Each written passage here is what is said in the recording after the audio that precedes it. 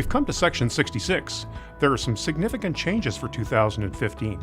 Let's have a look. The scope has been expanded to provide clarity on where the section is applied. The underlined items were referred to in 2012 but not named. BCSA has safety officers who inspect amusement devices to enforce their compliance with CSA Standard Z267 as well as other standards. The 2012 code allowed the use of single conductor with a cam lock type connector, but there were no restrictions regarding the length, the size, or the number of splices. The 2015 code is attempting to keep the ground as short and free of splices as possible, but still be reasonable for a temporary installation.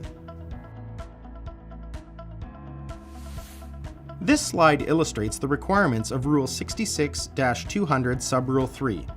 A mobile generator grounding conductor shall be dedicated to the mobile generator, be run directly by the shortest practicable route, have no more than 2 sets of mated inline single-pin connections, excluding the connections at the grounding electrodes and the mobile generator, not exceed 50 meters in total length, and not be less than number 4 AWG. GFCI requirements for temporary traveling show receptacles are not covered elsewhere in the code. Experience has shown that shows are normally located outdoors in all sorts of weather. Electrical safety is improved with these GFCI requirements. It only makes sense that unused connections are covered in a way that is acceptable. On larger sites, 600 volts may be used for distribution equipment and to reduce conductor size.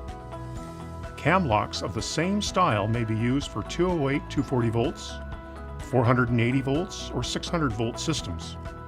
Appendix 1 allows single-pin connectors to be any color, and following a color coding standard is not required. A non-conductive box will provide mechanical protection and must be lockable to prevent interconnection. The lockable enclosure must be acceptable and must be labeled on the outside to indicate the supply voltage. With the availability of splitting device assemblies or boxes, it is no longer necessary or acceptable to join T's together for creating splitting joints. The use of a splitting device allows the splice to be made in a more safe, secure, and organized way. Please remember, the requirements of Section 66 are for temporary entertainment installations, and permits are required. That's all for Section 66. Thanks for watching.